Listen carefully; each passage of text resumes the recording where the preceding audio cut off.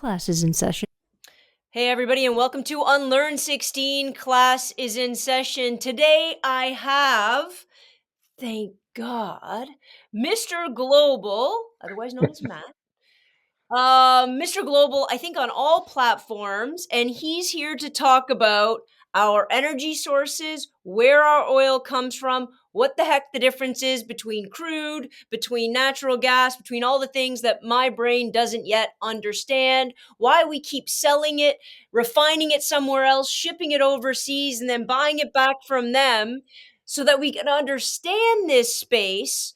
So when we start hearing things like drill, baby, drill, we'll know what the heck everybody's talking about. Welcome to the podcast, Mr. Global. Matt, Thank how you are so you? much. Thank you so much for having me. I'm happy to be here. Listen, this is a hard hill. I'm not going to lie. We have a steep mountain to climb. I guess let's start at the very basics. I'm going to take this as an introduction to energy 101, sort of North American driven. Well, we can talk about what goes on in the Middle East and that later, but let's understand the basics.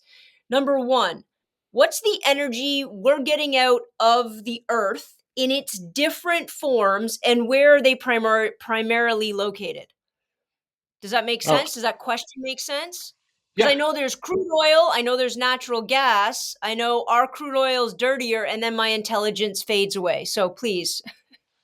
Yeah. So when you're talking about fossil fuels, crude oil, natural gas, and coal is a fossil fuel as well. So those are the It's three. basically, yeah. Okay. All right.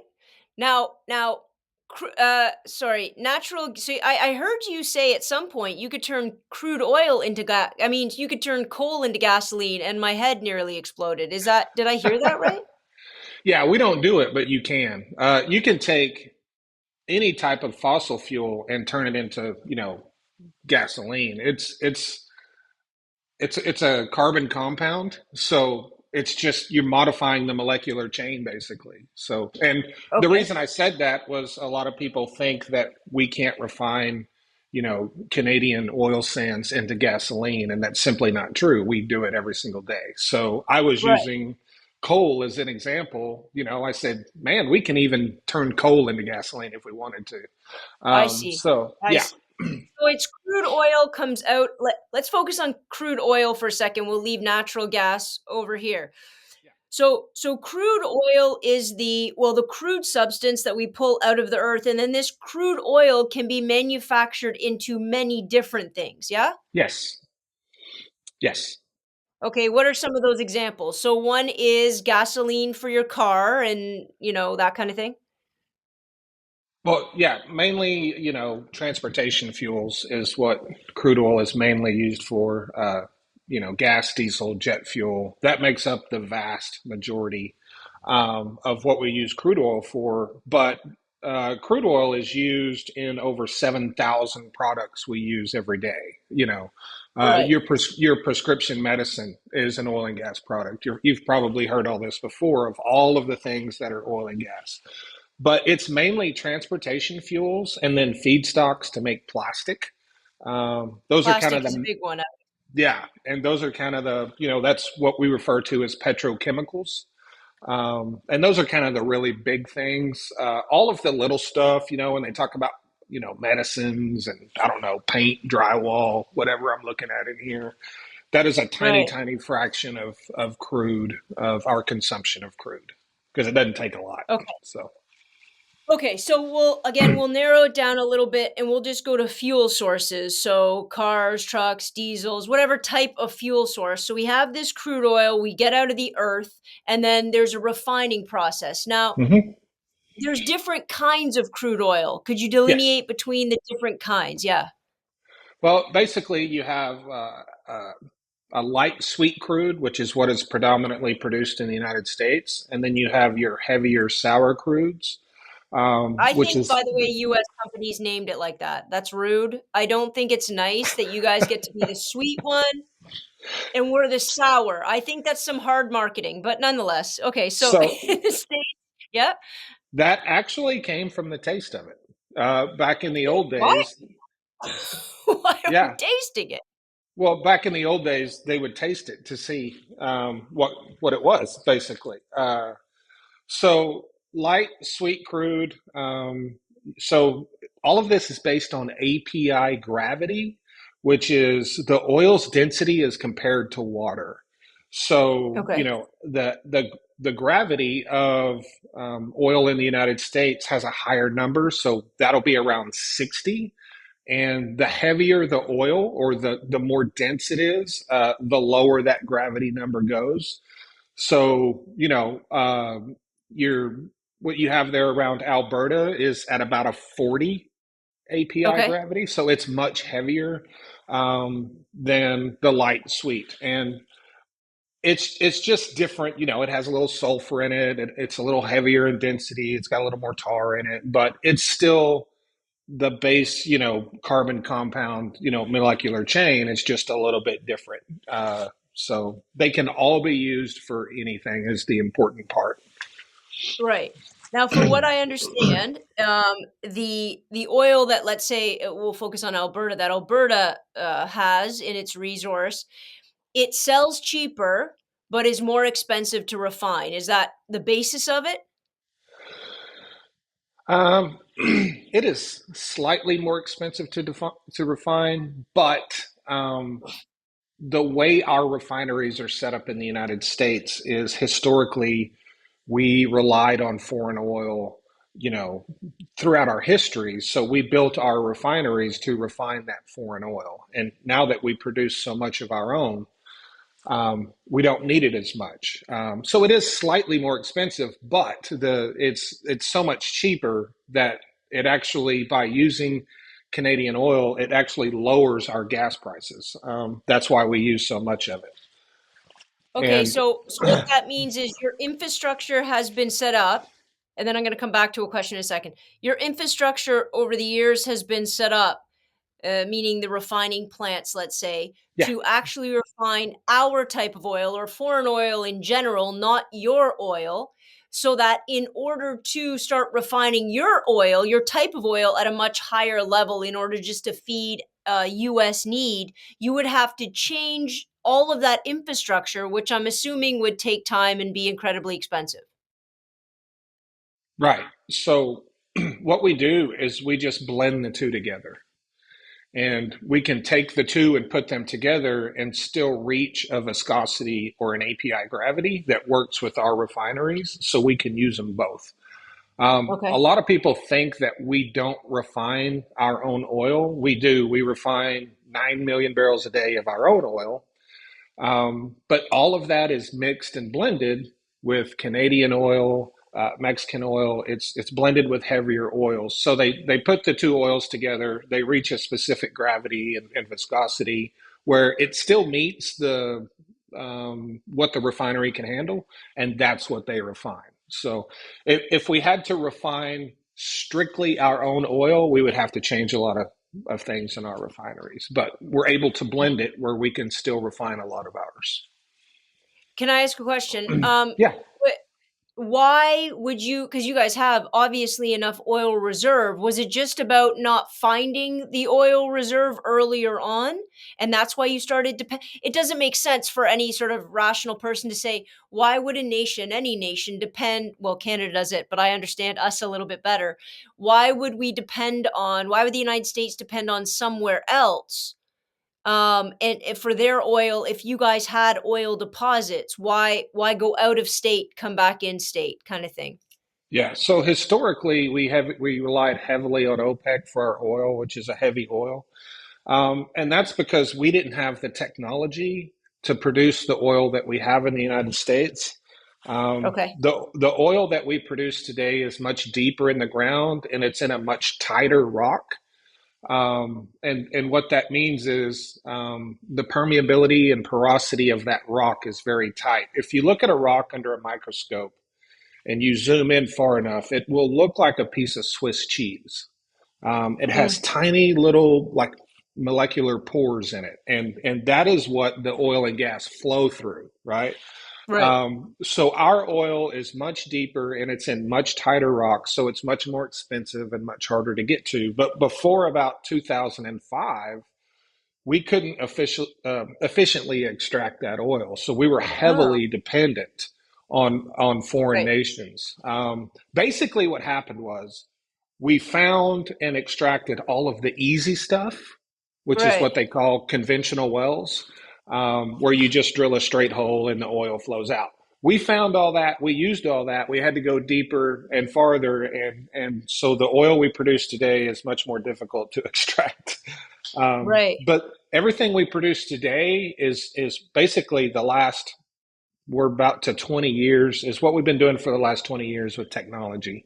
Before that, we couldn't have ever produced that oil. Oh, okay. So Yeah, again, so your technology has shifted to the point where you can get at that oil. yeah. And I know I'm going to come back to this in a second. Are there, I'm assuming, stronger, more significant impacts to the environment accessing that type of oil or no? I would say the biggest thing is water usage. So to get the oil we get today, that's where the hydraulic fracturing comes in. Right. And they also do quite a bit of fracturing in Canada as well. Yep. Not in the oil sands, but farther north where they have lighter oil. There's light oil in Canada as well. It's not just the United States. Um, so yeah, that's where hydraulic fracturing comes in. You're talking about using enormous amounts of water because you're just injecting this water under very high pressure deep into these wells, and that water cracks that rock. It basically fractures it and cracks it, and then the sand that they put in the water goes into those cracks and it props it open and it keeps those cracks propped open. And if Right. you can imagine water, like if you're standing on a beach and water washes up on the beach and you see it kind of disappear down into the sand, that's exactly what happens when oil flows from a well that's been hydraulically fractured. That all that Okay. is seeping through all of this sand that we packed in there.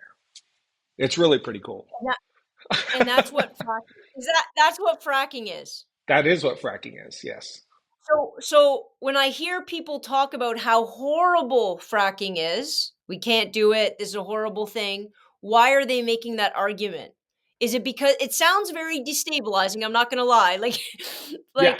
we don't get any earthquakes up here, but it feels like it's sort of destabilizing basis of, what we live on top of. Am I is that the argument? Is that the So problem with fracking? the biggest problem with fracking is actually, if you pump 100,000 barrels of water into the ground, which would be a little over 4 million gallons, right?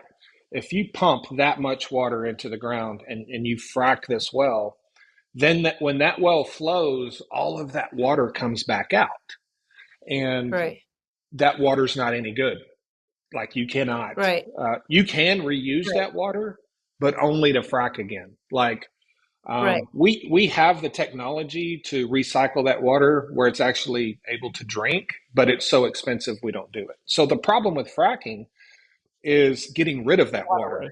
and Right. and so what What do you they've do been with it? doing, they've been injecting it back down in the ground in what they call injection wells or disposal wells. So they'll drill a well into a very porous geologic formation that is kind of like an underground river that exists. And they'll pump Yeah, that water into there. The problem is right. there's fault lines. Yeah, well, here we are. And when you Yep, when you when you flood a fault line, you reduce the friction that's keeping those faults from sliding and causing earthquakes. And when you pump a lot of water in there, if you're near a fault line, you cause earthquakes. And here where I right. live, our earthquakes went up by like thousands of a percent. Uh-huh. Initially, they couldn't figure out why, but they eventually figured out what was happening. And Right. so they located the wells that were near fault lines, and they stopped using them to dispose of the water, and the earthquake stopped. So it sounds so simple when you hear that out loud that scientists couldn't figure this out. It's actually very Sure, simple. sure. You pump a ton of water into a fault line, something's going to give up eventually due to erosion and everything else. So And But that I'm assuming all the water we're using is fresh water too, right? we use fresh water, but we also reuse frack water. So Okay, water yeah, that but for no we, salt. yeah, Yeah, yeah. I'm yeah, just thinking, I mean, obviously people talk about the scarcity of fresh water and the possible scarcity of fresh water. So I guess that could be yet another argument they would make. And they'd say, listen, we can't be using this resource that is used for oh so many other things in order to do this job. But if you're telling me they, take X amount out of wherever and they can just consistently reuse it, then I think that's trying to solve that problem, right?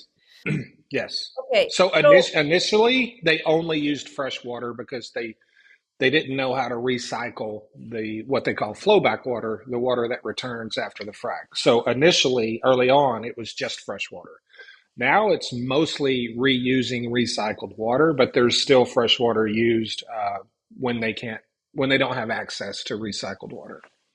right, right, right. And it does make me uncomfortable to think, oh, we're just going to store it in the earth. It's just kind of like, what do we do with our leftover nuclear weapons? I know. I'm going to put them in a big concrete block and put it in the ocean. Sometimes we're so dumb. I'm Yeah, like, all I want to say to those people is, didn't you see Godzilla? It didn't it didn't end well. Like I just, and then my mind goes to Superman 4, where he takes them all and he throws them at the sun. Um, these are our, the best solutions that we possibly have. Okay, so let's go back to what's going on sort of politically right now.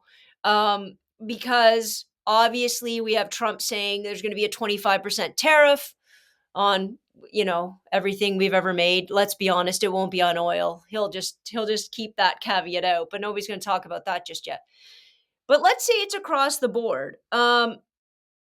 Because the United States is still relying very heavily on Canadian oil and foreign oil. As you've said, they've made no such switches, and they rely on that based on the infrastructure. And so the notion that we need to drill more, which obviously was Trump's big focus, drill, baby, drill. Can you explain a little bit of what's gone on in your industry over the past little while and how that is true, how that is needed or not needed, or how you see it?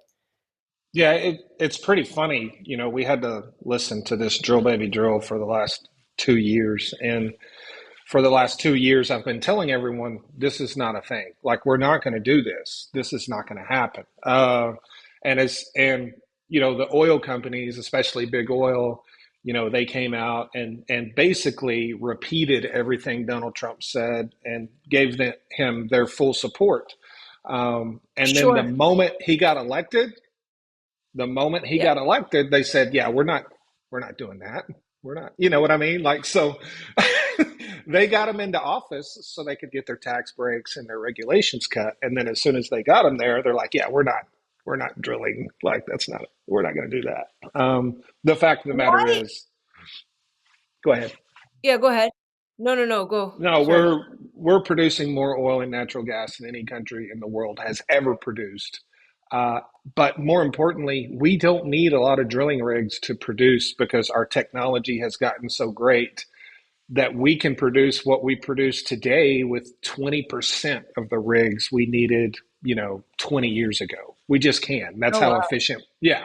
So even if we wanted to ramp up production a bunch, it wouldn't have anything to do with drilling. It really wouldn't. It the drilling wouldn't increase.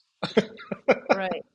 Well, So but also because you guys aren't using your own oil, right?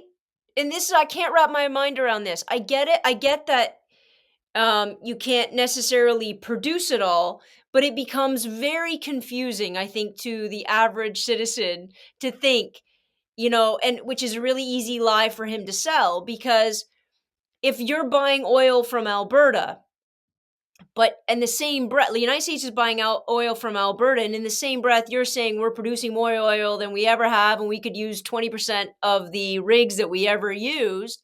People are like, well, why can't the United States government then, and I know the answer, but I'd like to hear, Why can't they control prices? Why on earth would we rely on the Middle East or Canada or anyone else for oil when our gas prices pop off, when we have the resource? And I say we, not as a Canadian, but as an American. Yeah. Well, as oil prices are dictated on a global market, and OPEC controls nearly half of the global market. And over the last few years, we have increased production significantly in the United States. As we increase production, OPEC just continues to decrease to keep the price high because it's Oh, traded globally. And the right. reason OPEC continues to decrease is because the demographics in those nations in the Middle East have changed drastically. And you have to understand that these countries and the people that live in those societies rely heavily on that oil revenue. And so if you imagine Saudi Arabia, $20 oil, they were all driving Lamborghinis. It was great. Well, now they have a much larger population.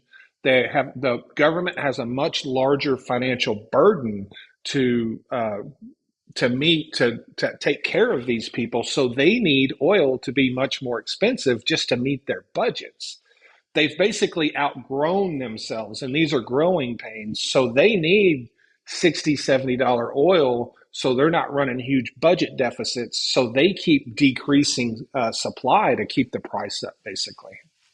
Which is kind of crazy when you think, because what that means is they're selling less. And as they sell less at a higher, it gets very supply and demand, right? So Right, if they're selling less at a higher price, you would think, well, if you lowered the price, more people would buy, but there's only a certain level of consumption need, right. right? Like an actual Yeah, need. There's only so many cars people are driving in the world. So if the consumption stays relatively consistent, it makes sense to make sure that those barrels cost as much as possible, because people, it's not like something you don't need, right? It's a an essential resource. So it's not like, well, I'm just not going to buy a new phone this month, even though I know the plastics in the phone come from oil, but you get my drift. yes, It's not like that. We need it. So if we need it, and we need it for all of these different things, there's no way to minimize, there's no way the demand ever changes. So they fluctuate. They purposefully manipulate and fluctuate supply in yes. order to control the price. Then why wouldn't the United States, I'm going to say a four-letter word here for a US person, but why wouldn't the United States consider nationalizing this resource? Uh, Outside of the yay capitalism. But why would you not say, listen, we are going to produce all of our oil, we're going to take care of all of our needs, we are going to lower the cost, like just drop it into the ocean, no pun intended, so that all of our fuel needs to run our businesses, to run your cars, transportation, to do what you need to do on farms, all of that's going to drop. And as that drops, we are going to be more competitive on every other single global market. Does that make yeah. sense, or am I insane? No, you're not insane. The problem is in the United States, about 80% of the oil, water, and all minerals that exist underground are owned by individuals. So in the United States, one person can own the land, but another person owns the minerals under the surface. That's And crazy. the and so you can own the water rights separately, you can own the rock, you can own the oil, you can own the gas. And there may be seven different geologic formations underground in any one spot that's owned by seven different people. Like this person How did might that own happen? they divide it up just like real estate. Just because it's When below did the they do ground, that? Do you have a year? Like what time period did they do that? they started doing Can you that like imagine? No back in the wonder there's so much fighting. They're like, this 17 acres are mine. And you have a guy down the street goes, yeah, but the oil that's underneath it, that's mine. You can have yeah. whatever you want at top. Yeah, so some guy came along and some guy owned some land and he said, "Hey, I would like to purchase your land from 8,000 feet deep to 9,000 feet deep, and that's all I want to own." And they were like, "Sure, I'll sell you that. Like, what am I going to do with that?" And they make up it, and that's how it started, and then it just went from there. And So now, the United States owns all of the minerals, the oil, gas, rock, water, on federal lands. They own 100% of that. But Right. about 80% of all the land in the United States, as far as the minerals is concerned, is owned by people like me Private. or you, like Right. private individuals, mostly Yeah. farmers that Yeah. these mineral rights were handed down generation to generation. Because back in the old days, if your family got 40 acres and a mule, if you've ever heard of that, right? You got the 40 acres, but you also got everything below. You got the minerals. And so as people acquired land throughout time, they were acquiring the minerals too, but no one was thinking about the minerals. Like, it wasn't a thought. Like, you know what I mean? Like, Sure. they just had the land.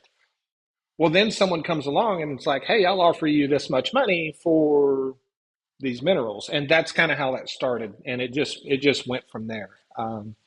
Right. But a lot of like the minerals, say in West Texas, the biggest oil field at this point, probably in the world, a lot of that oil is owned by individual people that's been handed down from like five, six, seven generations. So Right. this is like a generational wealth thing. These people own an asset. They don't have to touch. They don't have to manage. It's like it doesn't exist, but they own it. It's so weird. And then a company comes Yeah. in and just gives them millions of dollars for something they've never seen, touched, or smelled, like because it's 10,000 feet below ground. Like, it's kind of crazy, but Right. that's how it happens. So So, but even in okay, so let's say that they're even just people driven, okay? Is it because like I'm assuming there's no could be completely wrong. Are there any foreign nations, foreign companies that are now purchasing said minerals 10,000 feet deep? yes, absolutely. Oh, here's where it's going to get messy. Yes.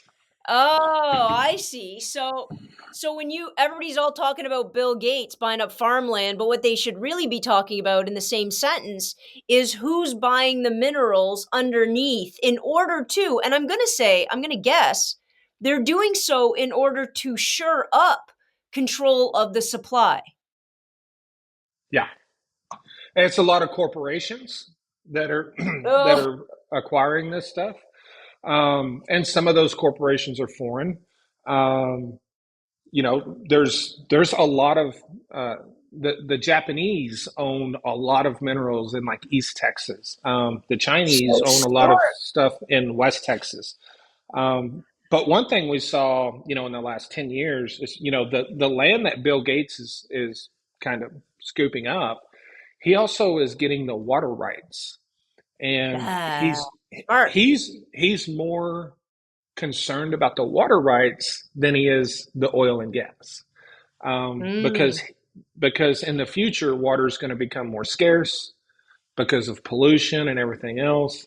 And there's been quite a few billionaires scoop up huge pieces of land and just the water rights. Like, they don't want to deal with the oil; they just want the water because the water is very valuable too, and it's super easy to extract. It doesn't cost a lot of money. yep. So, but yeah, that's a thing. So So when the price at the pump, so when we're all up in arms about how much it costs to fill up a tank of gas, right? Because most people aren't really understanding the external ramifications. You know how your tomatoes go up because now the transport truck needs to pay more money and to get from A to B or whatever.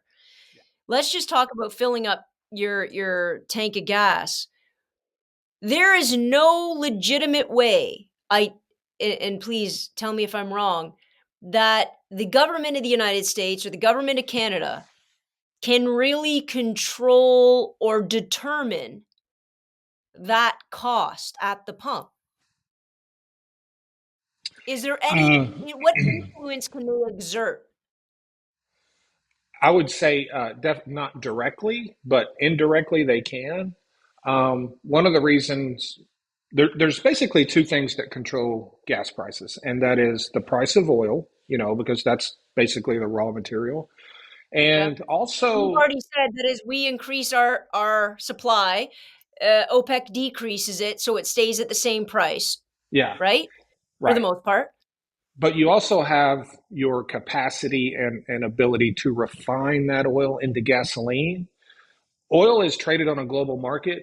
Gasoline is traded on like six different markets within the United States, and it's very local and it's very regional. So, if in a certain district in the United States there's not enough supply due to refining restrictions, because we lost 1 million barrels a day of refining capacity during COVID, we had a lot of refineries shut down.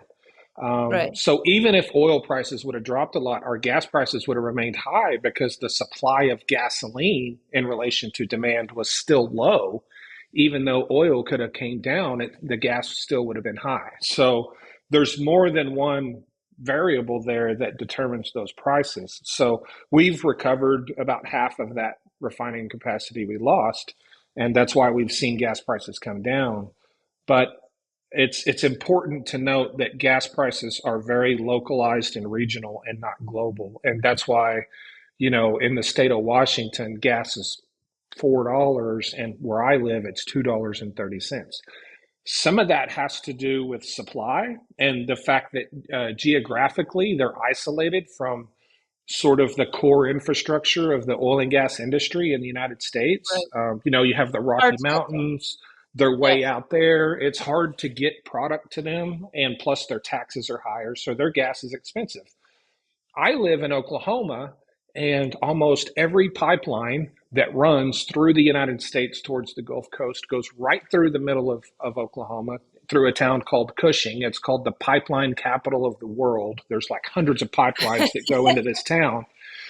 So it's readily and easily available where I live. So there's always plenty of supplies, and it's kind of a rural area. So it's cheap where I live.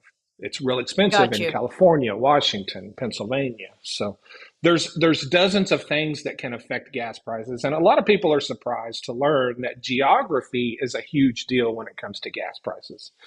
Because if you're Yes. kind of isolated from all of the core infrastructure, it's harder to get fuel to you, it's harder to maintain supplies. That drives up the price of gas. And gasoline is traded on a market just like a stock. Like there's not a person that just decides gas is going to be this much. It's sold in Right. futures. It's just like buying a share of Amazon stock, buying a gasoline future. So it's the traders that dictate the price, the wholesale price.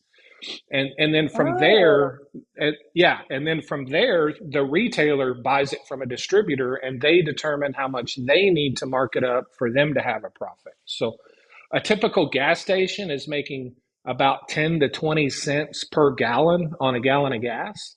And all that other increase in price is down the supply chain, starting with the traders that are trading the future, the gasoline futures. You have RBOB and you have CARBOB. Those are two types of fuels. One is a clean burning fuel. One is, the RBOB is a reformulated blend. These are basically the core products that make gasoline, and that's all traded on an open market. Yeah, okay. So you said it's like I'm just gonna try to put this into like well into just like okay. So let's say you have like you're saying there are six different companies as a whole that are trading gasoline. So these six different companies control the gasoline flow that goes within the United States. Okay. And then no, each not no? six companies. No, there's No. so they're called PADs, PADD. And a pad is a district, right? It's like an area, a geographic area. And Okay. there's six different pads in the United States. So they've broken up these districts within the United States. And within each one of those, there's probably thousands of companies that are actually doing the trading. But there's six districts where it's traded, Oh, okay. basically. Yeah. And that makes sense that the district would have the biggest influence on the price because your geographical location is going to be one of the biggest determining factors on gaining access to the gas. Yeah. And the And then within reason, there, you have different companies fighting about it. yes. And the reason we set up these districts was during World War II. We had to ration fuel to people across the United States, and we had to make sure everyone had enough. And like this group of people wasn't getting more than they needed, and these people weren't getting enough. So they set up all these districts to monitor how much gasoline was within each of these districts. And this all occurred during World War II because they were rationing fuel to everyone to make sure that we had enough. And that's how those districts became a thing. And they still exist to this day. So Sounds like the Hunger Games, Matt. it's kind of Um, like that because if District 1 has a little more gas than they need, then they can sell some to District 2. But they uh, may go out there and throw javelins at each other to fight over it. I don't know. oh, okay. So district-wise, really then, governmentally speaking, this would be the specific states within that district would be talking about their particular pad. Why do you think after I know the answer to this, but again, I'm just going to wait for you to say it. Why do you think they didn't take away the districts when we were done with the need to ration? Because the way these districts are set up, they still exist to meet the needs of the people within those districts. And so the districts have vastly different geography, vastly different demographics, income, the amount of people that live there. So it's more like we call it a district, but it's more like the way they look at it, strangely, it's almost like, okay, it's almost like six different countries. And all of these districts are very different in their consumption, in their demand, in Mhm. their production. Um, and so those still exist. But districts do trade oil and gas across each other. If this district has too much, they'll send some to that district. But that's kind of why they still exist, more for measuring and monitoring and still to make sure everyone's getting all of their needs met. But yeah, it's kind of weird, the whole district thing. I personally So don't it think feels we like need it, but yeah. Well, it feels like a whole other level of separated government. If you know what I mean, you have cities, well, you have counties, you have cities, you have states, you have the nation, and it feels like this is yet another way the United States is divided into subsets to fill their particular needs. Which when you guys divide into subsets, bad things happen. When to fill their particular needs. And then it seems very sort of you're making it sound nice because you're like, well, then if I have too much, I can sell over there to District 7 or whatever. But in actuality, what I'm going to be doing is taking advantage of the fact that they need what I have. And I'm assuming I don't have to sell it at any particular price. yeah. So the number one issue I've got to expect, and some people acknowledge it, it's not about production. It's not about resources. It's not even about refining. It's about transportation. It's Largely, about yeah. getting it from A to B. Yes, That's it. that is, yep, that's a big piece of it. So the most significant part I would expect if I were in government and I really wanted to talk about lowering gas prices, the only part they really control on a big level, if they can't control the price per barrel, because that's being, unless you're going to become completely isolationist about it, the only way I can control it and reduce it is to make sure that I can get it to places that don't necessarily have as much access. So would Hmm. that be are we just talking pipelines, strictly pipelines? Pipelines, ports, rail, trucking, all of it. It's also important to note that I believe the districts still exist because of corporations. So the wholesale price of gasoline is different in every district because every district has its own supply and demand sort of scenario going on. Mhm. So if I was a buyer and gas in pad one was 30 cents cheaper than pad two, and I found a buyer in pad 2, then I could buy gas for 30 cents cheaper in pad 1 and sell it to the guy in pad 2 at a 30-cent profit, just by buying a contract and then selling a contract to someone else. So I think Right. the corporations have a lot to do with those districts still existing, because it's more about profit and being able to trade and make profit. That's the biggest thing those districts do when it comes to a corporate level. There is a ton of trading that goes on around all those districts, and cheaper gas from the districts that have lower prices is constantly being bought and sold to districts that have higher gas prices for a markup.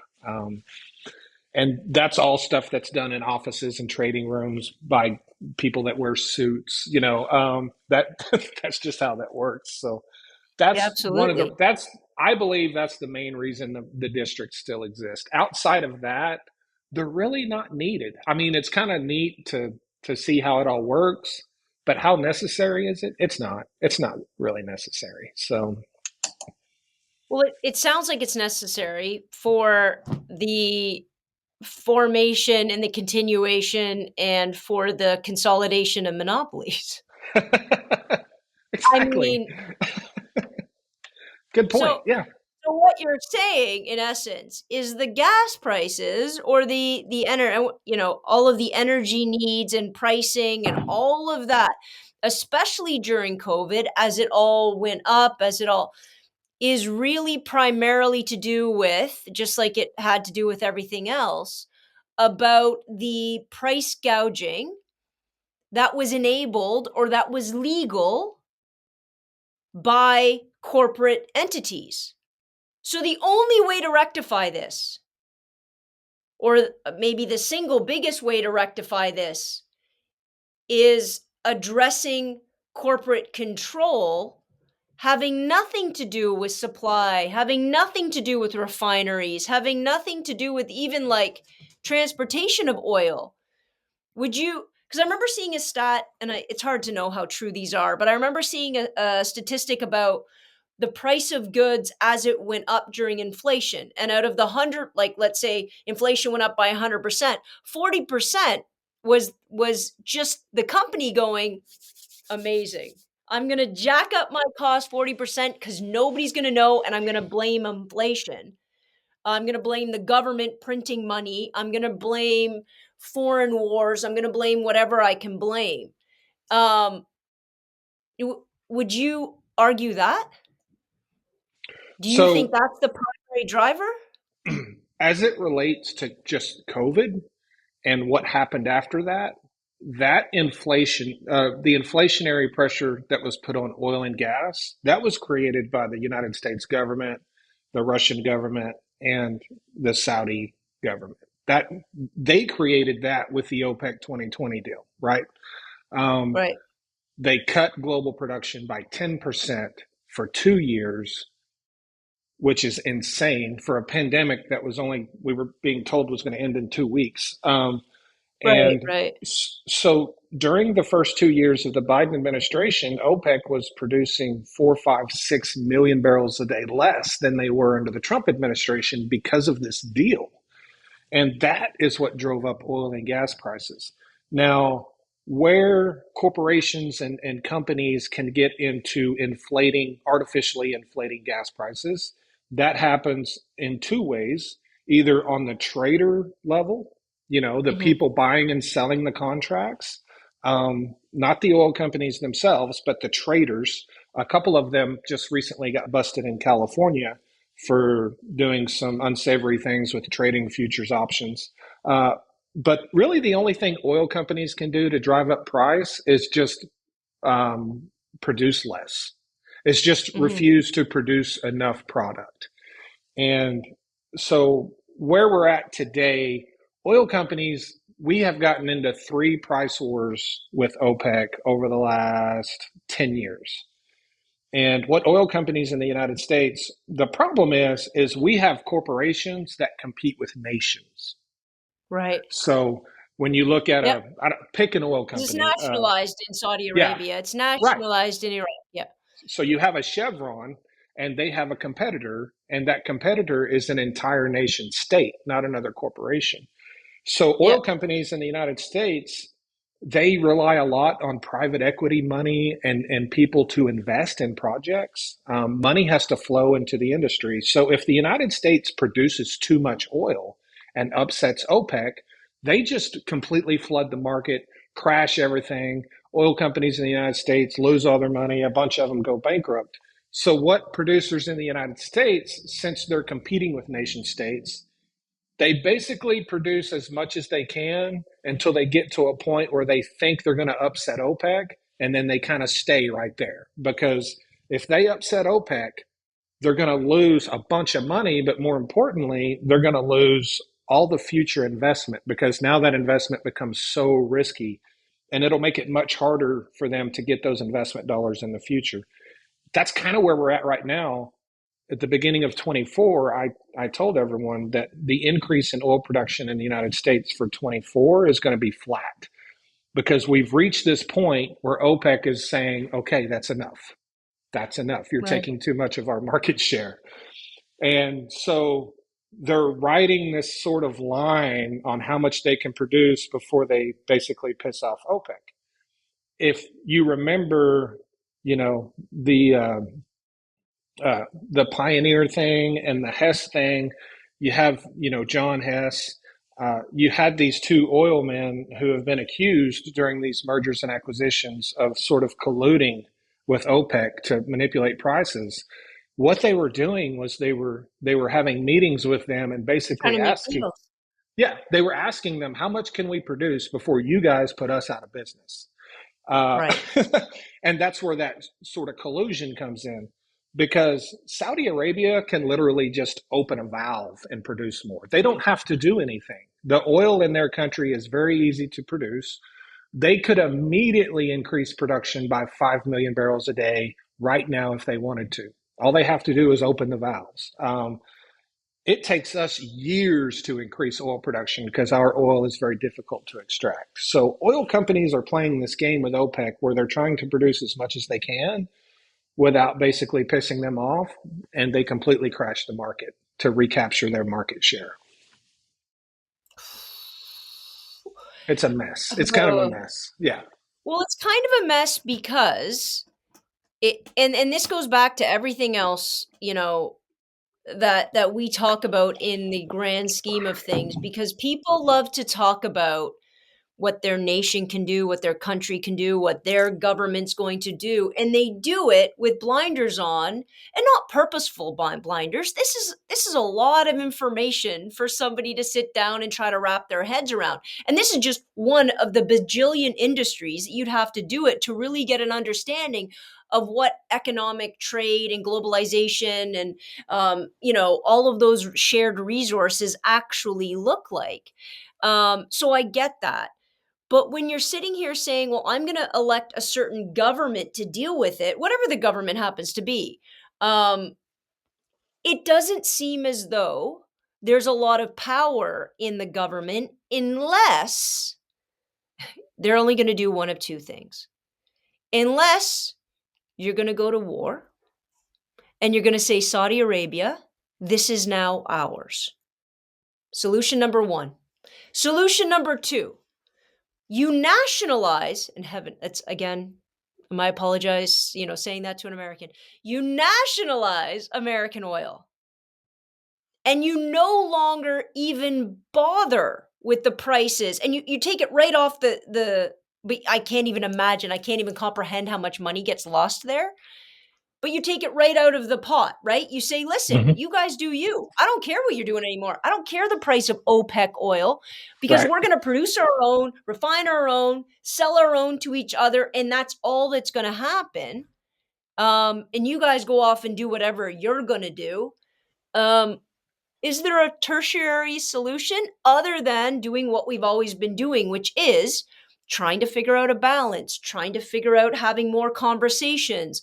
The word is collusion, but what it really is compromise and conversation in order Mm-hmm. to have a balance in that sphere. What if you had a wand, or you had a, what would you do right now?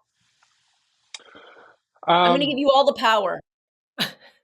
The first thing I would do right now is I would create, because so here's, and I'm not opposed to nationalization of it. And the reason I'm not opposed to it is, so how this works in countries where their natural resources are nationalized. Chevron, Exxon, these companies that exist in the United States, they also exist in Saudi Arabia. Yeah, Um, and they drill and produce oil in Saudi Arabia. But how it works over there is the country just pays them to do it. So, regardless of the and there's a price, or standard. yeah, Yes, there's a profit there no matter the market. It's the government taking on the entire risk.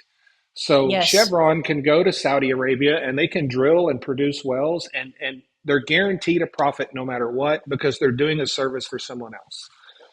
The problem with nationalizing in the United States is the trillions of dollars it would cost. That's, yep, well, other than the thing you said about Americans, just being completely opposed to that in general. yeah, sure, The sure. biggest roadblock but one thing that I've proposed for a long time is, they have their cartel. OPEC has their cartel. It's now up to 17 countries plus some additional, and they all work together. And I think we need our own organization on this side of the world. I think we need our own, and I think we can trade and we can set up our own trading district on our side. We can have our own cartel where the US does business with Canada and Mexico and South America and Australia. And we set up our own sort of OPEC, and we trade all within ourselves. And that sort of completely eliminates all of that, assuming none of that gets crossed and sent to other parts of the world. Um, another idea. So I floated an idea to my senator a couple of years ago when gas prices were really high, because one of the problems we have in the United States is how much gasoline or refined fuels that we export.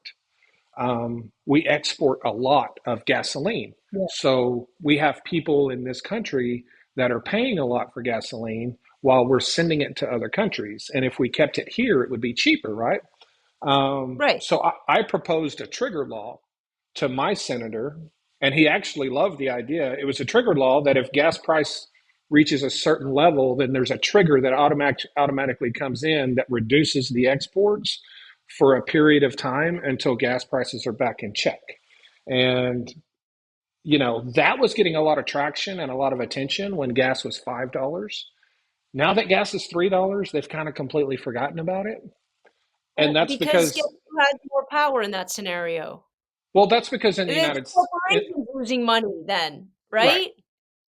Well, in the United States, we don't address problems until they're on top of us. Like, we don't look forward and try to like Thank you. stave them off. We wait for the Right. problem to come and then we sit around and we're like, oh my gosh, what do we do? Well, we could have fixed this 2 years ago by being ready for this to happen, because $5 gas is going to happen again in the United States. $6, $7 gas someday is going to happen. And we're going to be having this entire conversation again. So why not pass the Mhm. legislation now? That way we don't have to worry about it then.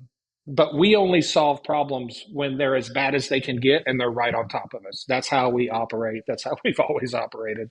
I don't know why. We're not a very forward But thinking people. But I think that trigger law, though, is going to, and this is a fundamental issue in the United States, I think, and it's this fundamental issue that business interests come first. That protection of a business entity and profit Mm-hmm. making ability is always going to take priority because everything else is communism, Matt. Yes, Everything else, right? And that's so when true. you don't put a trigger law in, it's all of a sudden, whoa, whoa, whoa, you're not a capitalist now? Well, no, I'm not a capitalist to the detriment of Of people. our actual citizens. That doesn't make sense. But Right, again, they throw out the four-letter word, which obviously isn't four, but they throw this word out as though that's what it means, when what you're actually talking about is very reasonable limitations of profiteering in certain times, in certain spaces over essential goods. You're not talking about people going out and buying new TVs. Those can right, be whatever the hell they want to be because nobody needs it. You're right. talking about an energy source that is absolutely necessary to the survival and maintenance of our lives. So, Yes. in that capacity, it makes sense that there would be trigger laws. It makes sense there would be limitations to profiteering. All of that makes sense. But you're going to stand against capitalism. Yeah. That's it. And That's the my conversation. right. And my thing about the trigger law is that if the trigger law exists, there's a psychological element to that. If the trigger law exists, we never need it. We never get to that point because Yeah, you stop because yourself. because getting to that point and crossing that line is more punitive than staying below that point. So that psychological element comes in. If you put the trigger law in place, it's working, but you never see it getting used because they will stop or reduce exports before they hit that trigger to avoid the more punitive nature of it once they hit it. And Right. you know, it was Senator James Lankford in Oklahoma. He's the guy that wrote the border bill that Donald Trump Right. killed. That's the guy I was Yeah. talking to. And he was like, Right. "This is a great idea. Like, I love this idea." I know he had brought it up in some committee, but gas prices started falling. And so the problem magically disappeared. So we're not going to deal with it. That's how it works in the United States. But it's going to come Yeah, back. yeah, yeah. It's going to happen again. So 100%. Well, I feel like I've had about 8 years of education in an hour, Matt, and I think I need to take a knee just for a minute, but I wanna thank you so much, and I would love I have every, idea in the world that we're gonna get like, lots of questions, lots of comments. I would love to invite you back to because I know we didn't go down all the roads, and heaven help us, we didn't even go down the road about what do we do about alternative sources should we be turning to? Because I would love to have that conversation with you as well. And how do we make any transformations into more renewable energy, because I think that would be incredibly powerful. So I would love to have you back when you have time. absolutely. And I would love to thank you for explaining this to me as a very low level learner at this point, but I promise you I'm going to get better. The toughest thing about all of this is the terminology, and there's so much It is. terminology that applies to so many things that people get very confused. But Mhm. yeah, when I saw your video when you were talking to your classroom, I was like, man, I wish I could have been in that classroom. That would have been so much fun. Well, and it was even and it's so funny because, all of those guys, they saw the TikTok, then they saw your response, and now they're gonna watch this podcast, Yeah, um, because they were really trying to understand it, and it's so funny where everybody's like, "Well, everything's on Google, it's so easy to" No, it really isn't. It really and it's proof in positive that you need people that are passionate, that are educated, and that are willing to share it and explain it different ways without all the vernacular and the discourse that is keeping people out, in order for them to have an educated stance to take and then make some pretty big decisions, especially about who you're going to vote for and why you're going to vote for them, right? exactly. Yeah, Well, Matt, thank you so much. And for everybody's listening, please put all your questions in the comments and I will see you. Matt, don't go anywhere when I say goodbye because I need you to stick around for 2 seconds. I forgot to tell you that at the beginning. I'll see everybody else next Tuesday. Same bat time, same bat channel. Dismissed.